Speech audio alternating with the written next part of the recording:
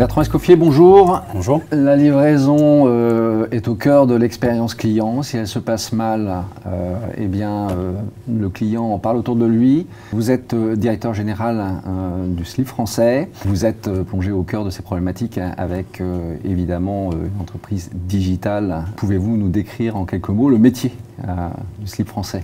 Donc, le SLIF français, on est une marque de sous-vêtements, de maillots de bain, d'accessoires.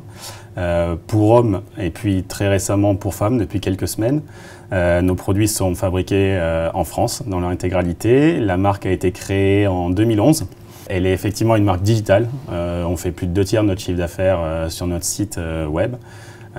C'est un parti pris dès le début et une vraie différenciation, c'est d'utiliser les nouveaux moyens de communication, les nouveaux moyens de distribution pour diffuser le savoir-faire français en matière de sous-vêtements.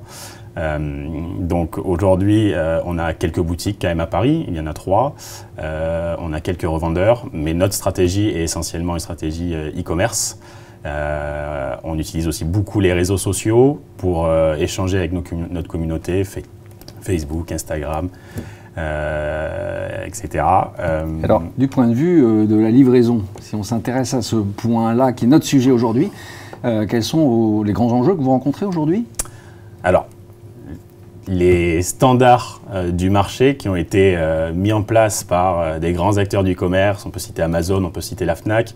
Dans le textile, on peut citer des acteurs de la fast fashion, Zara par exemple, sont très élevés. Aujourd'hui, le client considère que c'est normal que sa promesse soit tenue, considère que c'est normal qu'il ait du choix dans les différents modes de livraison. Nous, un enjeu supplémentaire, c'est qu'on a une saisonnalité qui est très forte aussi, et on est un produit qui est souvent offert. Donc on a un enjeu de cadeau. A fortiori dans ce genre de situation, le client s'attend à être livré dans les temps. C'est indispensable pour lui de recevoir avant l'anniversaire, avant Noël, le colis qu'il a commandé. Donc c'est vraiment des enjeux clés de la supply chain. Mais comment faites-vous finalement pour respecter cette promesse? Je regardais sur votre site, vous travaillez avec des entreprises comme TNT, Colissimo, donc avec d'autres entreprises Mondial Relais. Comment faites-vous finalement pour assurer le respect de cette promesse? Alors, assurer le respect de cette promesse, effectivement, on a des outils, on est en train de mettre des outils en place. C'est quelque chose qu'il faut vraiment surveiller de près. Aujourd'hui, on a une qualité sur notre produit, on a une qualité sur notre service client. On se doit d'avoir une qualité aussi sur la livraison. C'est un point de contact comme un autre avec notre client, donc c'est hyper important de le surveiller. Aujourd'hui, on a mis un outil notamment en place qui s'appelle Welcome Track, qui nous permet de suivre en fait ce qui se passe là où avant on était un peu en aveugle, c'est-à-dire qu'à partir du moment où le colis était dans les mains de notre logisticien qui le préparait, puis dans les mains du transporteur jusqu'au client, donc jusqu'au point de contact, on avait assez peu d'informations aujourd'hui. Un peu de tracking, etc., mais encore mal fait par les transporteurs, pas forcément leur métier numéro 1.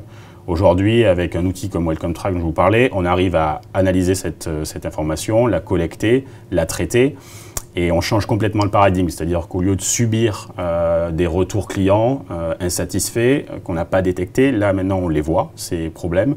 On est capable de les anticiper, on est capable d'appeler le client de manière proactive et ça change complètement la relation client. Parce que le client, au-delà d'être déçu si la promesse n'est pas respectée, c'est sûr, c'est la priorité numéro 1, c'est d'être livré en 2 jours si le client a décidé d'être livré en 2 jours, à tel endroit chez lui ou dans un point relais s'il a décidé ainsi. Au-delà de ça, si parfois on a un souci, le plus important c'est de le prévenir le client. C'est-à-dire qu'aujourd'hui le client est relativement compréhensif dans la mesure où il est prévenu, alerté en amont, et c'est pas lui qui fait la démarche de se rapprocher de notre service client.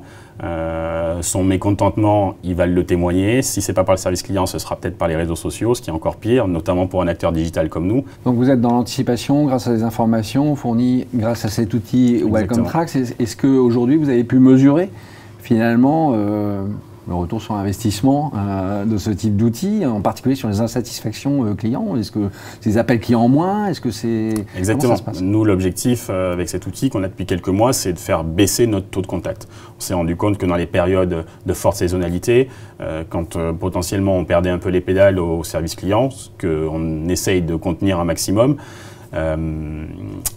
il y a des taux de contact 3, 4 mails parfois d'un même client parce qu'il est capable d'envoyer un mail tous les jours en se demandant où est son colis, vous ne m'avez pas répondu, qu'en est-il, etc.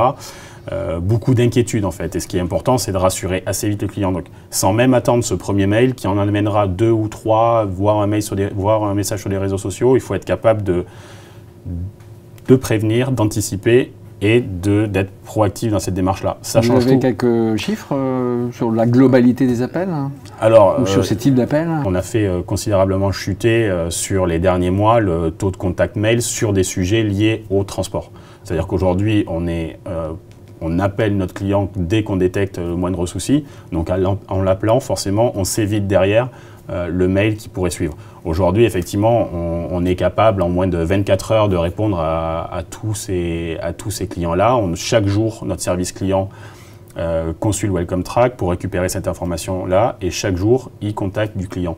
Tous ces clients-là, c'est forcément des clients qui derrière ne se rapprocheront pas de nous par mail, etc. Très bien. Niveau de difficulté pour mettre un outil comme Welcome Track en place?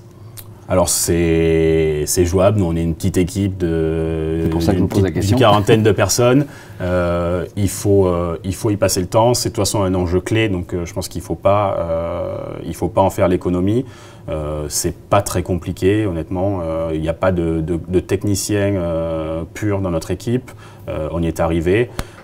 C'est un peu de paramétrage pour mettre en place ces différentes alertes à tel ou tel niveau par transporteur, mais c'est rien de très sorcier et par contre derrière en termes de valeur générée c'est clé.